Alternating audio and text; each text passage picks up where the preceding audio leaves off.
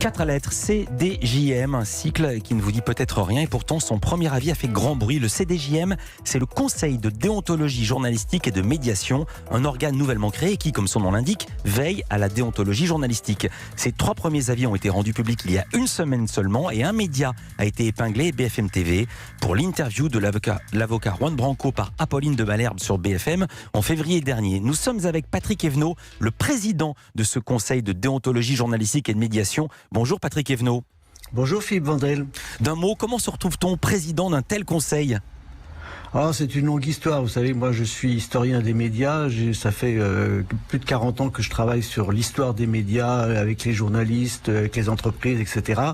Et petit à petit, je me suis aperçu qu'en France, on avait quelque chose qui manquait, qu'on a dans beaucoup de pays européens, une vingtaine de pays européens. C'est un conseil de presse ou un conseil de déontologie journalistique qui puisse répondre aux attentes du public, aux questionnements du public. Et donc depuis 2007, je me suis engagé d'abord dans une association pour la préfiguration d'un conseil de presse, puis on a créé l'ODI en 2012, l'Observatoire de la déontologie de l'information, et on a sauté le pas en 2019 en créant ce CDJM qui se veut donc une sorte de conseil de presse, c'est-à-dire que c'est à l'intérieur de la liberté la plus absolue et la plus démocratique possible, l'idée que les journalistes sont des gens très importants dans le système démocratique, les entreprises de médias sont très importantes parce que ce sont des médiateurs, c'est le droit du public à être informé qui permet à la démocratie de vivre.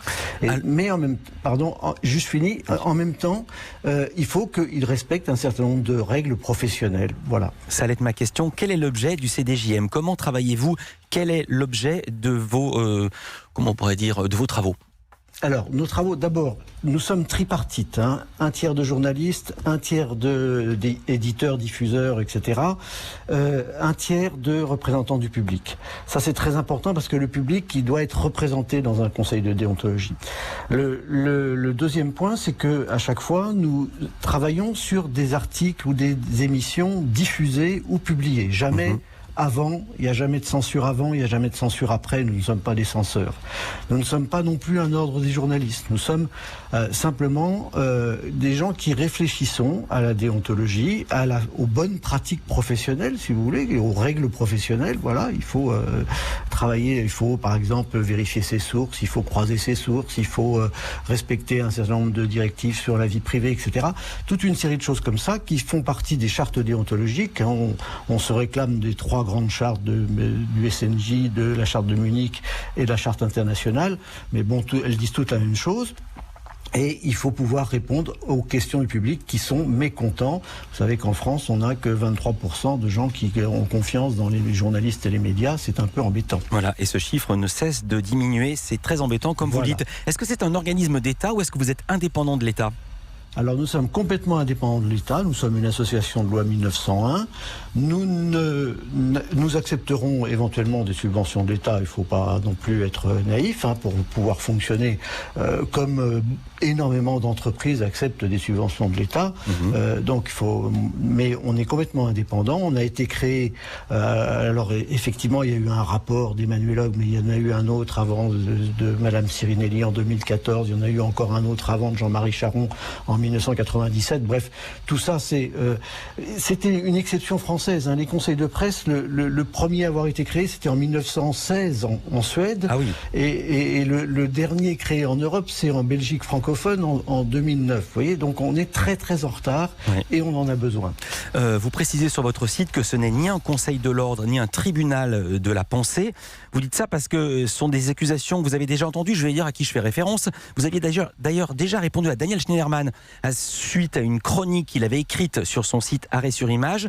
Il accusait l'organisme, entre autres, de ne représenter personne d'autre que les estimables individualités qu'il compose et que le conseil de déontologie avait précédemment été rejeté par 19 sociétés de journalistes. Que répondez-vous à Daniel Schneiderman ? Alors, d'une part, on représente beaucoup de monde, puisqu'on a les deux principaux syndicats de journalistes, le SNJ et la CFDT journaliste, plus toute une série d'écoles de journalistes, de clubs de la presse, le collectif Informé n'est pas indédit, Prenons la Une, etc. On a un certain nombre d'entreprises, de fédérations d'entreprises, et on a des représentants du public, pas encore suffisamment, parce comme on n'était pas connus, on n'a pas pu faire appel à candidature, mais on va le faire au cours de l'automne, et on en aura évidemment plus. Voilà, on représente quand même déjà beaucoup de monde. Et puis sur les journalistes qui ont été hostiles, on remarquera que ça fait à peu près la moitié des sociétés de journalistes qui ont été hostiles. L'autre moitié n'ont rien dit et ont laissé faire. Et puis on est là justement pour essayer de convaincre. Ce qu'on veut faire, c'est ce qu'on veut montrer par nos avis et aussi il faut regarder la liste des saisines qui sont déclarées irrecevables. Il y en a beaucoup plus que des avis qui... Pourquoi ? Parce que on laisse le choix éditorial libre, on laisse la liberté éditoriale complètement libre. On n'est pas des censeurs. On n'est pas un ordre des journalistes, c'est-à-dire qu'on ne délivre pas de carte de presse, on ne peut pas la retirer. On ne délivre aucune sanction.